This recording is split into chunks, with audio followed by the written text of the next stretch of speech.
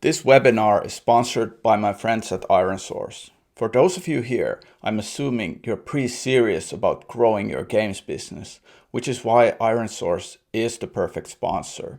These guys are industry leaders for a reason, with their growth experts and tools such as their ROAS optimizer and in-app bidding solution Level Play, taking care of your game business while you focus on developing the best products. I highly recommend checking them out. I for one wish we used these guys in the early days of Next Games. Head on over to ironsrc.com to check them out. So, without further ado, I want to introduce today's panelist, my guest, Mitchell Smallman from London, UK. Mitchell and I worked together for a few years in Helsinki when he left Rovio to join Helsinki Gameworks for a little bit, and then he's very little bit. Yes, that company was already negotiating a merger with Next Games, or an acquisition where basically the founders were acquired and became part of Next Games, and you came on board back then, and we worked together on Compass Point West, No Man's Land, The Walking Dead game, and then you left to London. I'm gonna let you tell more about what happened in London, like when your presentation rolls around. But like, I asked you to come to talk about like your, you had a tweet, or you replied to my tweet that was probably in springtime regarding like, because I was talking about people like coming up with game ideas that are sort of like in their own heads, and then they want to put that into code and into ship it, and then they see what happens, like, you know, fingers crossed. But you were kind of like pointing out in a reply to that tweet that that at Netspeak you're super happy because you guys first want to define an audience before you go after a game for that specific audience, which really sounds like an interesting perspective, since you know that thing that you come up with your own idea and try to kind of flesh it out and see if it works, that often leads to you know big uncertainties. And I think that's why the game industry is such a hit driven industry, in a sense that it's a hit and miss usually what comes from your mind. Yeah, and I sort of came to this this conclusion by a lot of failure at like every company I've been, including Next Games. Near the end, there was early prototyping phase and figuring out which game. So I did it at Rovio, did it at Space Ape, did it at Next Games, and now I'm doing it right from the beginning at Netspeak. But all sorts of great games got built, right? Like great ideas came out, and then the next question is immediately, is the audience big enough? Right, and so I just out of habit now have just skipped to that step right away, and learned a lot about it by trying to answer that question a lot over the last 10 years or so. And it's worked out pretty well. And I think it's the way people should look at it. And understanding your audience is the key to actually designing a really good game, in my opinion. Yeah, that's really good to deep dive into like some of the ideas that we have for that today. I'll share an idea that I was tinkering about for the last spring and the whole summer regarding like what I'm doing with elite game developers and the perspective here regarding an audience. So I'll share my screen first and do this kind of like 10-minute presentation, and then I'll let Mitchell do some talking. So do you guys see my screen? Yes, cool. So, audience first game development from Joachim's perspective. So, a quick introduction on myself.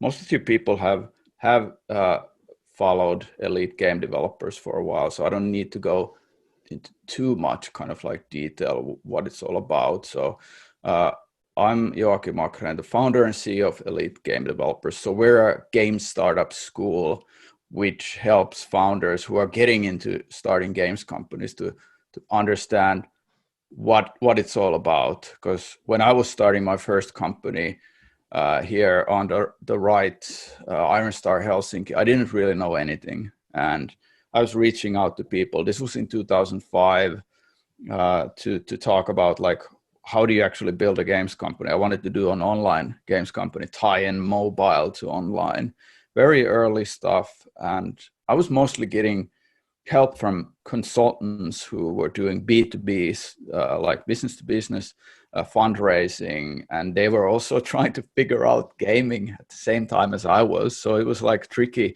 How do you message this to investors? And since they couldn't really like point out that if my, pitch that I'm doing is the right one, what am I doing with the game? So it was just, I was blind, basically. I was just looking for the light switch to turn it on in a dark room or something. And that took a while. I spent several years, at least 5 years, to finally like pivot to doing something where there actually was a market. So we turned to Facebook games. That went really well for a while. But it also entitled this kind of like, hey, this is our cool idea. Let's launch it and see if it works. But then going to Supercell, I started seeing, well, we closed down the company after 6 years since we couldn't pay the bills anymore. I went to Supercell to help on the analytics side. And there I saw how the teams worked. You got like the Clash of Clans team who were building a game where they knew the audience really well. They were themselves playing a lot of StarCraft. They were playing games like Backyard Monsters on Facebook. They knew the audience. They themselves were gamers of those kind of games, and they picked up the opportunity that was there on mobile, which was still early. You didn't have any kind of mid-core, really like good-looking mid-core titles out, so they really made their mark because they were so early and they really thought about the audience well. So then I left to start Next Games, where we met with Mitchell. Most of the work there we did was IPs. So we spent a lot of time looking at the audiences for an IP like Walking Dead. So, okay, most of the fans are in the US. They're not, probably your city, like big city people, but more or less like the southern states, like big fan base over there. So it was kind of like, how do we incorporate that with a gaming, a game where you wanted to have a component that was familiar, that you wanted to do something that people could spend on. We wanted to do long-term gameplay. It was an evolving process constantly, but I think like still there's a lot of room to change things. So like with elite game developers, I started off with without having really a following. I wanted to build this online startup school from the scratch to help founders. So I've been constantly reaching out them by putting more content out there, and that's been growing a community now around elite game developers, where there's like hundreds of people listening to the podcast, reading the blog. So this spring I thought about this kind of concept of how do you build an audience when you're still working at another company. How can you start that out? So I came up with this story, and this story talks about a guy called Phil. He's 38. He works as a producer in a medium-sized mobile games company in Boston. So Phil has always been a big fan of The Sims. He went to GDC for the first time in 2005, and he got to meet Will Wright there, which was like a really like eye-opening moment for him, that he wanted to go into gaming and to start game development. And yeah, he got really fascinated about why The Sims was so popular as a game. So he finally landed a job 2 years later in 2007 to work in gaming, and he's been in gaming ever since, working as a producer in these different kind of startups, different kind of sized companies. But like he never relented his fascination to The Sims, like why that game is such a huge phenomenon. People love it. So the game has been getting sequels for years. In 2004 came the latest sequel, Sims 4.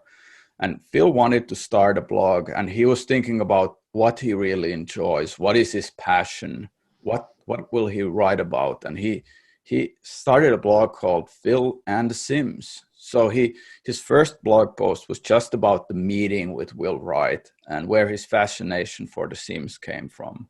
So that was early.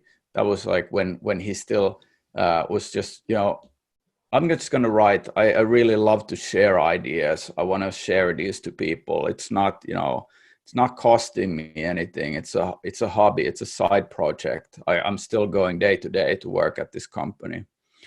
And then he wrote about like the different kind of characters in The Sims. He wrote about the ways that people play The Sims. Like, what are the reasons that they pick up the game again and again, year after year. And then he wrote about the ways that people replay The Sims, that they go and try out different ways of interacting with the characters, with the world.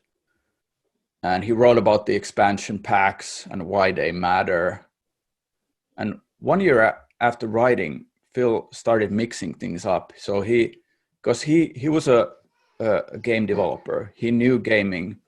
So he decided to involve his expertise in game development into specifically helping the readers kind of like understand and unlock new thoughts about what's going on in these games. So because Phil was at this kind of intersection of, hey, I'm a Sims fan, I know a lot about the game, but I'm also quite experienced in game development. So he started writing about how these kind of like routes combine, where you know a lot about some topic, which then injects a lot into another topic. So he started writing about simulation games and how they engage players. He was first scared about talking about this kind of non-fandom, which skewed towards some other kind of like direction. But he ended up actually adding more people who were more interested in this kind of in-depth analysis on the games.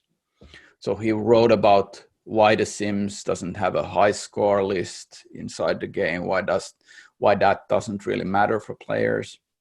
He talked about the analysis on The Sims 4 why its systems are really great for player autonomy.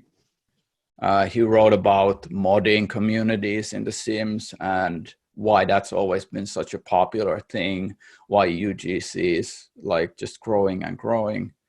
And he wrote about the improvements he would make for Sims 5. That was a continuing series for him. And here's where it's got really interesting. So he was seeing like 10,000 page views on his blog every month. It was just growing and growing. And he wrote for 2 years. And he decided to create a MailChimp account to send new blog posts out to these people who were coming to his site so that he could retain those people better and reach them at later stage. And that even propelled his growth. And he continued writing. Phil wrote every week. He wrote an article about how does Animal Crossing on the Switch meet the needs of the Sims fans. And in 2009, he was at like 15,000 email addresses on his account on MailChimp. And he was still adding like several hundreds of email addresses every week to that list. And Phil and the Sims had grown significantly. And what he really hadn't really put into the effort was like he didn't really need to quit his day job at this games company. He was building this as a side project. So Phil has been exploring now several concepts of how he could create himself a life simulation game for his audience, which is kind of like the core of the Sims fandom, the people who want more out of that genre. So he's asking questions from the people. And what really happens with this kind of like audience first strong position that you can achieve through like blogging and building an audience there is you have a lot of loyalty. So the audience consists of the fans of Phil. So it's sort of like he is the reason that they're showing up, and they will never leave him as long as he's kind of like thinking about interesting ways to approach the topic that he's discussing. And communication. Phil can explore game concepts and get feedbacks from hardcore Sims fans. And he's sharing the learnings. He's been studying the needs of these players, and like Max is probably anywhere close to the knowledge of what these gamers love. And because you have a hit-driven nature of the gaming, so if Phil starts his own gaming company at this stage where he has an audience in place, his fans will jump in and support the game in a way that, you know, your regular performance marketing campaign on Facebook could never achieve.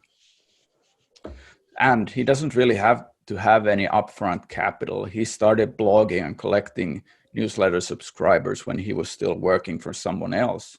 And he was constantly plugging in ideas and thoughts that he had for this side project, which just bloomed.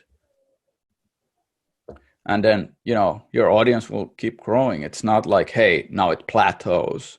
That's not what usually happens. Like if you think about Sims as an audience, who plays that? It's tens of millions of people actively playing it. So if your favorite game, for instance, wouldn't be big enough, write about a genre of gaming which are similar enough where you know that you can have an audience who's kind of like listening to what you're talking about. So, but, you know, it doesn't have to be The Sims. There are many, many things out there, you know, like if I think about this now, I could have written about IP-based games during the Next Games period that I was there, or talk about narrative games, farming simulators, trucking simulators, match 3, location-based games, games that you're passionate about. I think that's what really matters, that you sort of like have that passion yourself, like Phil had for Sims, that you keep coming back. It's a hobby. It feels like play more than anything else for you to write about these topics. Like you could write about strategy games, but like more casual ones, not about the paradox games, but how about like, how would Civilization be great on a Nintendo device? And that's, I think, why it's better to have an audience first and then the game.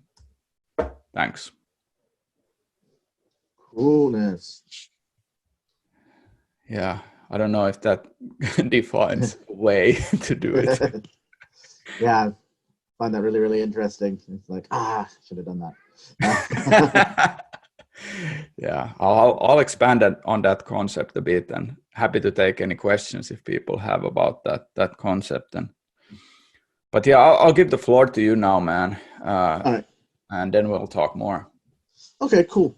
Yeah, I have some slides as well, which I've arranged in a way to get all my thoughts together. So I'm going to just jump right to those. Let me see if I can figure this out. Okay, so screen. Yes, we can see you. Perfect. Yeah. All right. Cool. I'm so used to weekly stand-up for this. Lots of voices. just hearing you was great. All right. So I'm going to be talking about audiences before design as well.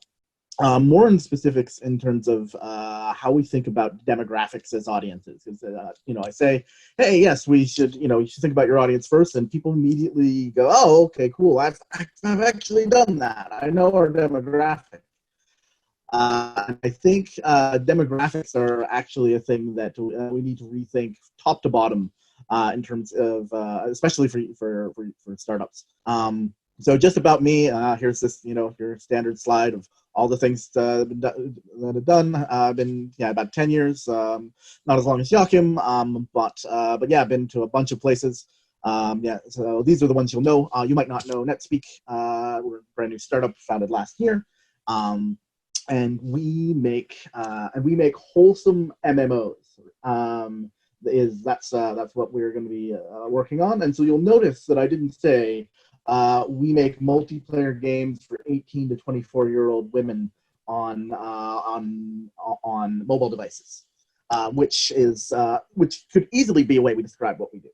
But it is not how we think about things, and because that is sort of the old way. That's definitely the way you would have described them. You would describe your audience for the last, as long as I've been in gaming, it's always been our game is insert genre here, aimed at age, gender, and then what platform it's on. And this, I mean, this is how marketing works. This is how, you know, you buy advertisements. This is how, you know, and so it's a helpful way to think sometimes, especially on the marketing end, but it's actually not really great for design. Because none of these categories are monoliths with universal behavior within them. So every time you say, "Hey, I'm going to add 18," you know, it's 18 to 24-year-old women, right? Like you're actually muddying the waters when you're adding that, because you think you're doing something specific, but you're actually doing something quite broad and general. And so if you treat it like it's specific, you don't actually do the best design that you can. And so, so one of the things that I've always encountered after, you know, this not being helpful, in, especially in early prototyping, is like, is there a lens that actually does cover all the categories, age, gender, everything, right? And you can look at it and go, oh, okay, this is how I figure it out. And the one that I've sort of landed on in the last couple of years is this concept of game literacy. So not my term, definitely something that's been kicking around for a while, but in terms of looking at your early prototypes, I think it's super, super important to use game literacy as your sort of first crack at it. And by game literacy, I mean, what are the games that your players have played before and enjoyed, and what systems that they've encountered in those games that they've come to understand. And so this has been a bit of a tricky thing. You know, like I said, it's not a new concept. But you know, in terms of free-to-play games, especially in mobile, where I've been, it's been a bit tricky, because so many players in the mobile space may be trying out a genre or a game for the very, very first time. And for those who don't, they will seek out the familiar, right? And this is why, you know, there can be more than one match 3 on the market, because, you know, people get tired of Candy Crush. They will then go on and they're like, oh, okay, this looks like something I remember enjoying, but it looks a little bit different. But the weird thing about this is that learning things twice is boring, but learning things the first time is exciting. And so you've got this terrible sort of thing of like, oh, are we going for these new players? You know, if you're, say, making a match 3, right? Like, do we assume they've played Candy Crush? And say, we're just going to skip all of that stuff in terms of teaching them how to move things and things like that. Or do we teach them, or do we teach them as if they haven't played Candy Crush and we were lucky enough to get them before? And in the free-to-play market, for the last 10 years or so, it's always been good to teach them for the first time, because there's so many new players. But like, mobile gaming's been around 10 years. The amount of players who've not played anything before, need to be taught everything, is dwindling and dwindling and dwindling. And the types of games that they're coming up playing, right? Like, if you wanted to make a game that used slingshot Angry Birds mechanics, you wouldn't have to teach that to anybody in the world right now. If you wanted to do that, just because, you know, a lot of the people, like, there's kids that, you know, were 4 or 5 years old and it was their first game, that are now, you know, growing up and becoming consumers of games. So it has to be. So it's now sort of shifted from what it used to be, which is, okay, just teach everybody as if it's their first game ever, which is always a good plan in terms of casual design, to, hey, maybe we should look at this a little closer and assume that the players of our game may have played game X or game Y, or at the very least think of that in the same way we think about, oh, okay, you know, how many sessions do they do in a day and things like that. Like, so it's sort of shifted over the last little bit. And so this is really, really important, because what people have enjoyed before makes way more difference than how old they are, or their gender, or even genre of game. Like, these are things that were nice little shorthands, right? That could give you a good guess, but it doesn't really, really tell you. And if you've done any sort of data analysis on a mobile game at any point, you know that if you look at the behaviors of players as a sort of indicator of what they're going to do next, even if you get those segmentations, you go, hey, look, okay, we were going to say the people who are 18 to 24, and we found a way, and it's like, oh, the people who are over 24, there's no magic number. But if you say, hey, the players who fight 10 times a day versus the players who fight 2 times a day, you're going to get a much more sort of more consistent sort of predictive behavior in terms of what that looks like. So all of this sort of demographic stuff of saying, hey, we're making this game for 18 to 20, 24 to 40-year-old men who like strategy games, right? Like that's way, way different than, hey, we're going to make this game for people like Clash of Clans, great example, people who played StarCraft but don't have time anymore, but have time to play on their phones, but not large amounts of disposable income to go and spend $60 on a new StarCraft game on their phone. Right, that audience, super zeroed in, knew exactly what it was, and that could factor into all sorts of different people, right? But yeah, so like if it was a 70-year-old woman who played StarCraft, and fell in that category, you can assume that she's gonna behave very similar to the 25-year-old guys. So what do you do with this? However, like how do you actually build for that? It's very nice in theory. But I found what you want to do is look for the promise that the game is offering, because that is also something that tends to be fairly consistent across groups. So figure out like the sort of emotional core of what they want. Like, do they want to relax? Do they want to socialize? Do they want to compete? And who do they want to compete with? Like, do they want to compete against their friends? Do they is that the promise? Do they want to compete against their friends in a cute world? Right? And you say, oh, that doesn't sound like something, but it's like, I just described Fall Guys, right? Like, or actually that one's described, you want to compete against strangers rapidly in a very cute and whimsical world, right? That's the promise. And so if you start from there, then, you can't help but really factor in game literacy into that. And you can go as far as it's this game but X. That's the classic sort of elevator pitch. It's probably better to build around your design around that pitch than it's for 18 to 24-year-old women.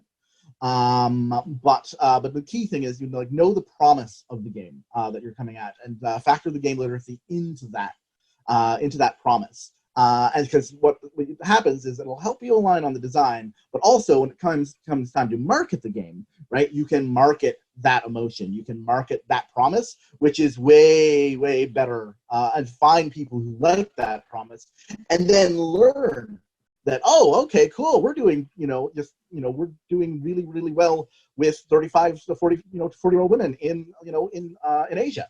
Right? Like, we didn't expect that, but we expected the promise would reach a large group of people, and as opposed to doing it the other way around.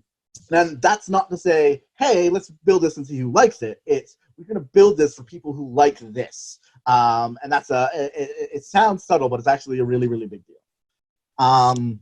So just some practical ways you can do this, especially true in early the early sort of phases, like start advertising your game before you even write a line of code with it. Helps you a great deal. Like lots of good services that help with this. Geek Lab in Helsinki is a little startup that I work with for that. But you want to test multiple promises of your game, because it could, at any point, your game could be multiple things, right? Like, you could be focusing on the multiplayer, you could be focusing on the socialization, you could be focusing on the, you could be focusing on the challenge of the game, maybe, right? Like, and it could, if I was to say making a top-down shooter, right? Like, you could say, oh, this is for hardcore shooter fans, or you could say, oh yeah, this is go with nostalgia and be like, oh, it's like Spy Hunter, right? You could do either of those things, and you want to sort of know what's more interesting to people before you go, oh, okay, cool, let's just go down this one because this is what we like. You want to sort of understand.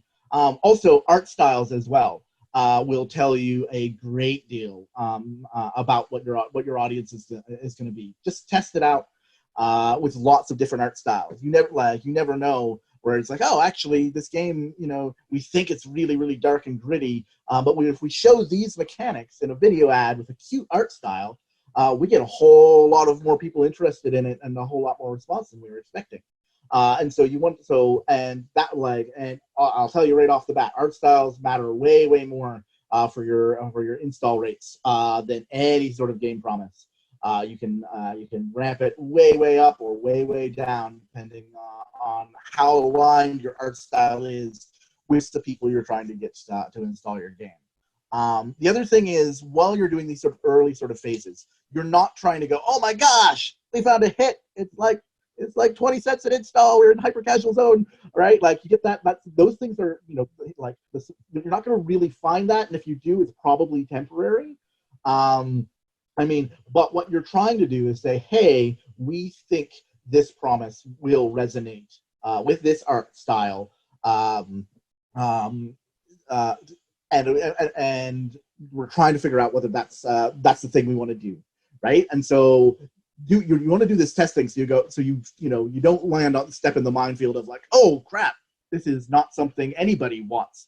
And oftentimes, as Joachim said, you make a game that you love that nobody wants. That's the worst thing you can do, right? And so there's no reason to go into that blindly. But you're not going to be like, oh, I'm going to do 12 tests and I'm going to pick the one that's cheapest. That's not necessarily the way that's going to get you the best game. But so you want to really like sort of start focusing, figuring out the game you want to make, and then sort of stress test it as much as you can. One of the best ways to do that, for those of you who've done some marketing stuff, building personas for your game, pretty standard practice. Joachim did a really great example of personas for his process that he suggested with Phil there. But what you want also to build is build an anti-persona. An anti-persona is somebody you think, somebody who thinks they might like the game, but when they actually get in there, they're going to hate it. If you're not making something like, there are people who hate Clash of Clans, believe it or not. There's not a lot of them, but there definitely people are. Lots of people hate Candy Crush, right? You need to have something that's strong enough that it's getting that sort of resonance. But in terms of helping you with the design, what you want in your head is, okay, this is the type of person that's going to hate this game, right? And if you can figure that out, it's really crystallizing. In terms of how you look at your game. It's very, people go, oh, who's it for? It's like, it's for everybody because it's good. That way lies madness. So you're going to want to, you want to say, okay, this is a game for this specific type of person who's looking for this type of experience. I think there's a lot of them, and I think there's people who don't want it. For reasons X or Y, and then it's like, okay, and then when you've got that in your head, designing everything becomes a lot easier. But now I know some of you probably, and they're going, oh, this all sounds great. Oh, but I've already started my game. I can't do any of this. And that's okay. It's never too late to do any of this, first of all. But the other thing is, like, as long as you understand your game promise, and have a sense. You don't have to know for a fact that, for example, all of your players have played Minecraft, but you should be thinking, hey, how does somebody who's played Minecraft for 2 years, how are they going to interact with this game, right? And maybe the answer is they're not. You go, oh, okay, cool. This game literacy, Minecraft game literacy is not essential to what we're doing. Maybe it's going to be a different game. But those questions are helpful. They're helpful all stages of the game. And just as long as you can sort of name that desire of like, okay, this is what they're doing, that you're at least gonna be aligned on designing. Everything else is just marketing it after it's done. And which is a completely different problem, but this will probably help with it. But that's why you've got wonderful UA departments as well. That's me. That's my thoughts over the last 10 years of screwing this up. So cool. I'll open it up to questions. Yeah, thanks. I'll let people write in something in the Q&A. I want to ask a few things. Yeah. So in a sense, like when you're saying that, like everybody has played Minecraft, everybody has, these big games that have been like out there. Mobile has been. It's 10 years of mobile gaming already. Like it, in a sense, like game making starts to become like you're building a car that you don't need to reinvent. People are just going to be driving it as they know. But then you build on top of that the experience and the promise, like you're talking about. So it's, in a sense, it's still a craft, but you have so much that's like on this 80-20 that you're really like utilizing the 80-20 for the first time really well, because people usually don't think that they can go after an experience when you're kind of like blatantly putting out an 80-20. I'm sure like one of the key companies that did this really well. For those of you, like if I was to emulate any company aside from Netspeak, of course, is definitely the small giant guys are very much masters of understanding game literacy. Of like, hey, we're not going to teach you match 3 mechanics. We're going to teach you 4X mechanics, because that's what you're new at, right? And then they did Empires and Puzzles, great example of like, hey, we're going to pull in match 3 players who want something more, and then we're going to teach them something new. We're going to assume that game literacy on the match 3, allow us to jump to a more casual version of this other system that they never would have checked out, right? Like that is a fantastic example of how this sort of audience driven thinking works, and it worked out really well for them. Yeah, it did. Talk about the anti-personas a bit more. Can you give a bit of more like an example of like how would you apply that in the team discussions when you're talking about, you know, certain things, like you need to make a decision on like stuff. How do you then incorporate the anti-persona to help you out there? I think the key is you recognize when the anti-persona is already factoring into the discussion. And usually your anti-personas, I use this a lot because I work a lot in casual games. And the anti-persona is often a hardcore player in a casual game, right? And so your developers also hardcore players. We're like, wouldn't this be great, right? And if you say our anti-persona wants challenge, you go, oh, okay, wouldn't this be great? Well, this sounds like a challenge, right? And you're like, oh, you don't have to say, hey, you know what? That's your opinion as a hardcore gamer. You go, that's the voice of the anti-persona, and it's a little bit more clarity there. That's the most common way that it sort of occurs. Yeah, that's very interesting. Yeah. But also like if you're like taking things from like, oh, like, you know, like if you have a strong reference game, right? And you're like, well, there are some people, like say your anti-persona is like a very, very competitive player, right? You're making a match 3. And you're like, oh, okay, they're doing all of this sort of stuff to share what level you're at, right? In Candy Crush. We should take these things from Candy Crush. You say, no, we are making a non-competitive match 3. We said that the competitive player is our anti-persona. We can't take any of that from that, even if it's working for them, even if it's popular, because our audience is different by design, right? We have filtered out those players by not giving them things or giving them things that they don't like. This is why you should, you know, not be afraid to make something that some players don't like, so that you can really sort of focus. It's like, our players like this, right? And being able to say that confidently. How do you make sure that when you're internally testing, you have people who are biased because they might be more on the hardcore like end of the spectrum? Like, how do you make unbiased decisions like internally when people are still thinking about like what they love about games and how they would rate the current build? Like, let's say a company-wide play test. Yeah. What are your thoughts there? I mean, it's always going to be tough, right? Like even just hardcore players, right? Even like we've got a fairly diverse team of like pretty passionate Animal Crossing and wholesome game fans. Still a wide variety of opinions on what's good about that, right? And what they like, right? So you're always going to have that sort of bias. So the key to that is you want as much clarity on the audience as soon as you can get it, right? And so like we have a full-time user experience researcher specifically to help with that problem. Not everyone's got that luxury though. So I'd say like, you know, the more like early on, you know, figuring out how to communicate about it, like personas help, because you can say, okay, Phil likes this, right? Or like, this is a feature for Phil, right? And everybody goes, okay, I'm not Phil, so if I don't like it in its current state, that doesn't mean it's bad, right? And so personas are helpful that way. I've seen that used. Game pillars are really good if you like and say this is against this pillar, right? And so that doesn't necessarily tell you when something's good, but what it will do is focus the conversation of like, oh, there's this thing that we added that has nothing to do with any of our pillars that we're going for or the goal of the build. So yes, it's something worth talking about, but it's not something that takes up the majority of the conversation.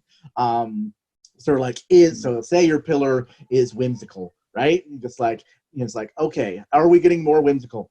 is the when did you laugh in the build, right? And keep the conversations around that.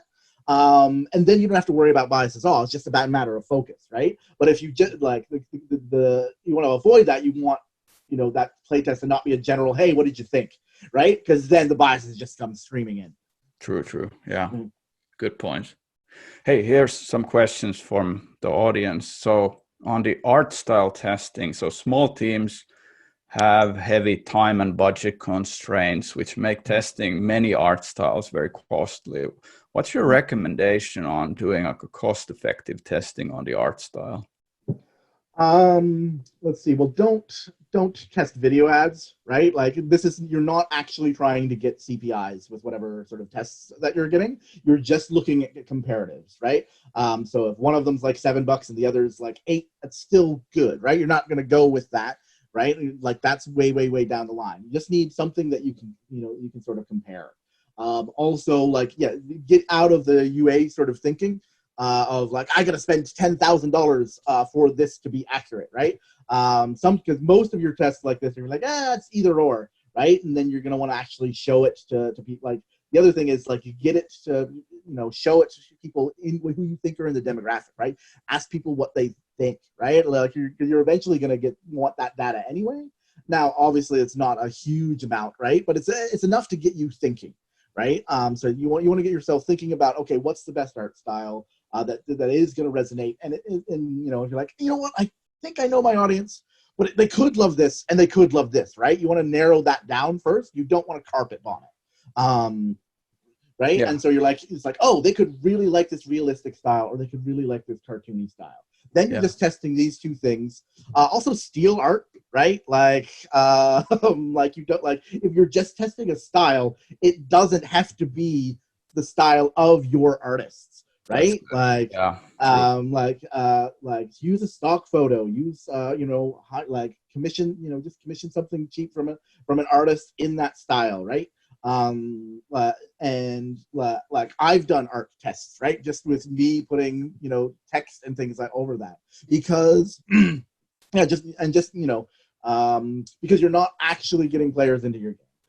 You're not actually measuring the marketing effectiveness of this. You're sort of measuring the comparativeness of, because what you're looking for, once again, is not. It's like, you want to go in with a theory. It's like, we think the cartoony one is going to beat the realistic one, right? Mm-hmm. And we're about to make that decision of going in this way. Let's just do this test.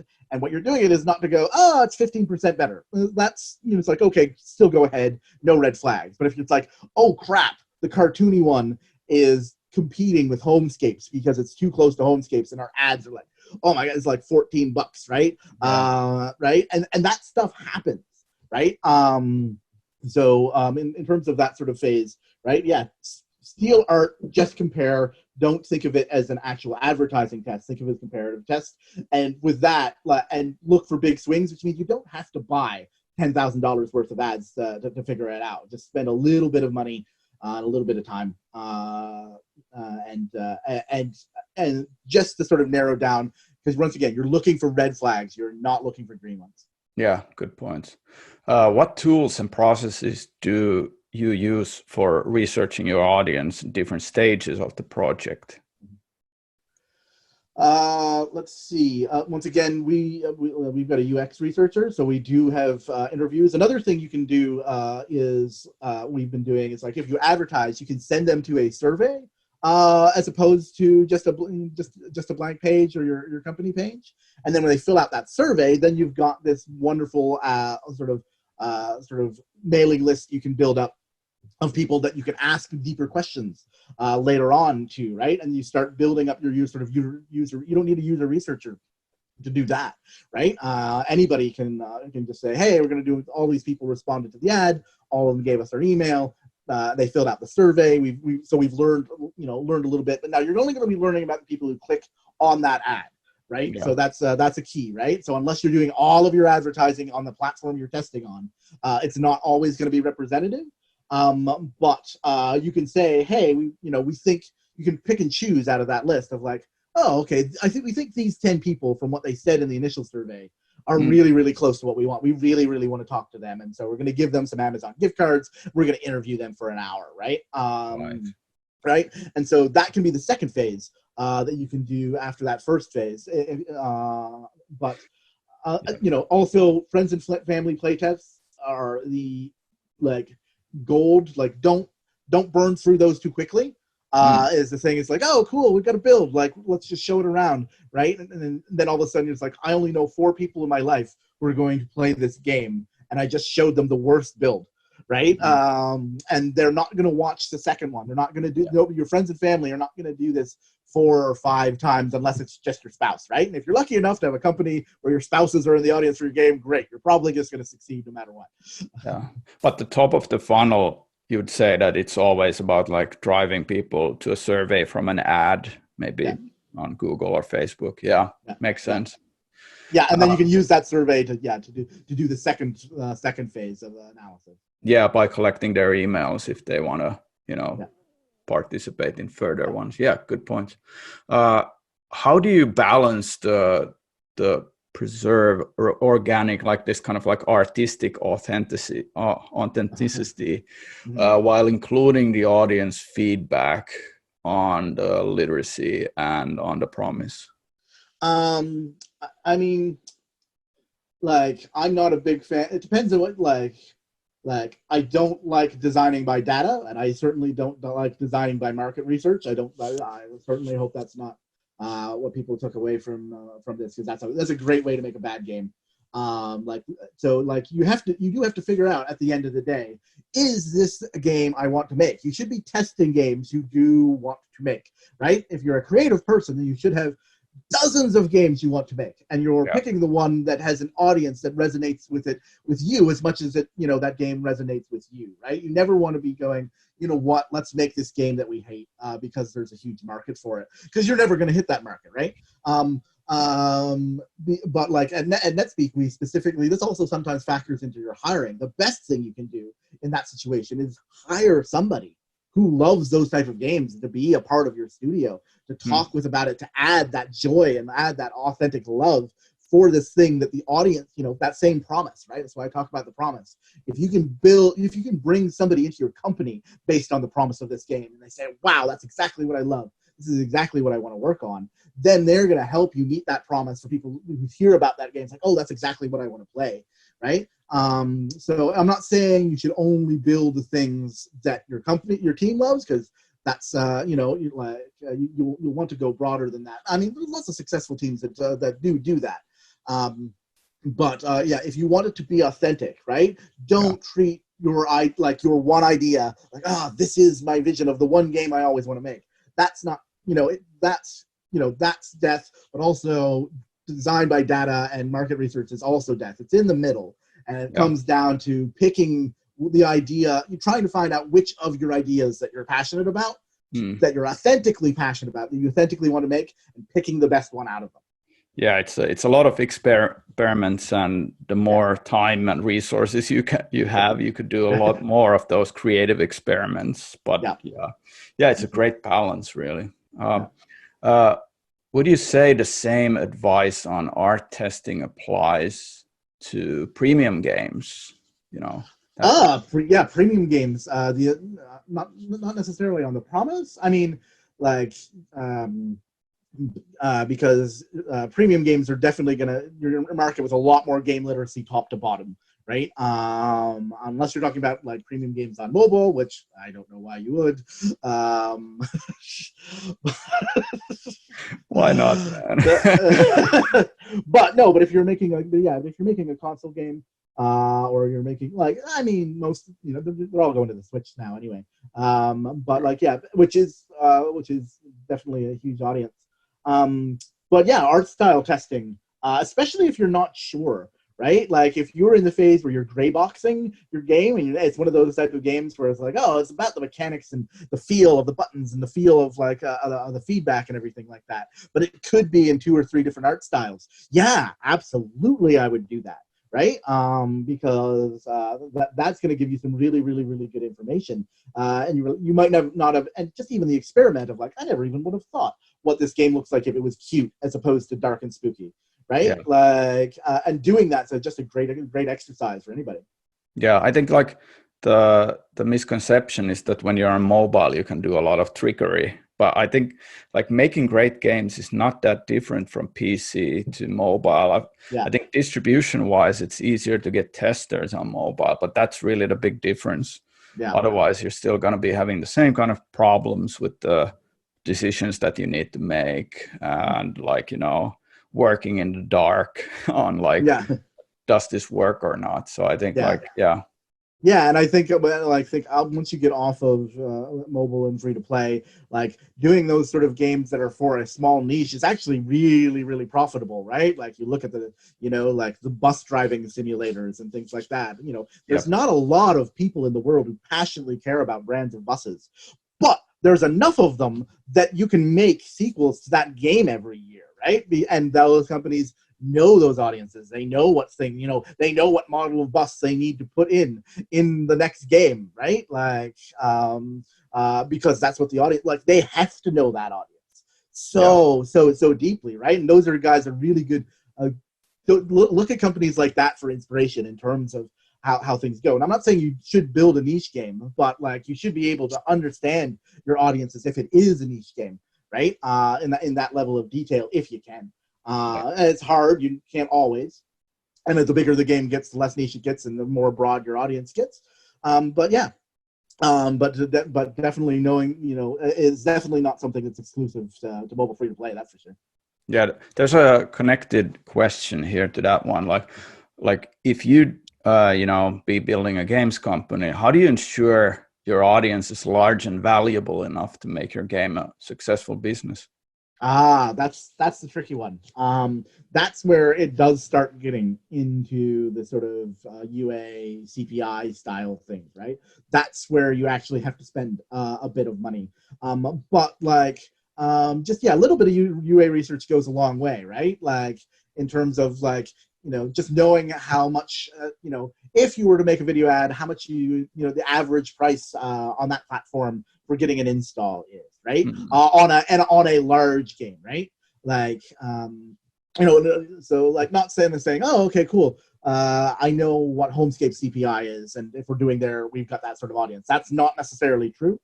But like if you're paying like $14 an ad for something, it's probably too small, right? And generally, when I hear this question, it's from lots of companies that are making those games that advertising it is a nightmare, right? Because it's $14 an ad, because of the art style, or it's just too niche, right? So, and you'll find that out with $100 worth of spend. You don't need to spend $1,000 to find out it's $14, right? So you can always start slowly bringing it down, and there's marketing that can, tricks you can do on marketing. It's an entire job that's like marketing and UA are like full-time job positions that are specialized, that are outside of what I do. But you can you're not looking for, hey, this is going to be big. You're looking for, okay, it's not guaranteed to be small. That's what you can do early on. And once again, look for those red flags. After that, then it's a bit of that's a job for a professional UA person. Great. That final question I'm going to pick up here is like how many tests have you guys now done with the game that you're building at Netspeak? Like how many art styles, how many different kind of iterations? Can you talk about some of the real world examples that you faced? I could. This is getting into perhaps a little bit under the hood stuff that I shouldn't be talking about specifically at Netspeak. I can tell you we've been around a year and we're still testing, to put it that way. And our tests are getting a bit more sort of refined, right? We go from big style shifts to now like color palette stuff and things like that, right? Just as because we're still trying to build up this audience of people for our UX researchers to interview and go sort of deeper with, right? And so we're still using our testing platform to do that. But yeah, we did early on, like when I was there first, we ran a couple of weeks of big, a couple of big tests every week. But we did art style, but But we did what I can say, what I just told you to do, we did do. Test art style and promise as the first thing, right? Because we knew our game could go in a bunch of different directions, and it was like, okay, which one resonates the most? Which one, is there any of these that are, are duds, right? That we should stop sort of looking at. It was very, very, very helpful in helping us build what we're building right now and come up with our pillars and everything like that. Yeah.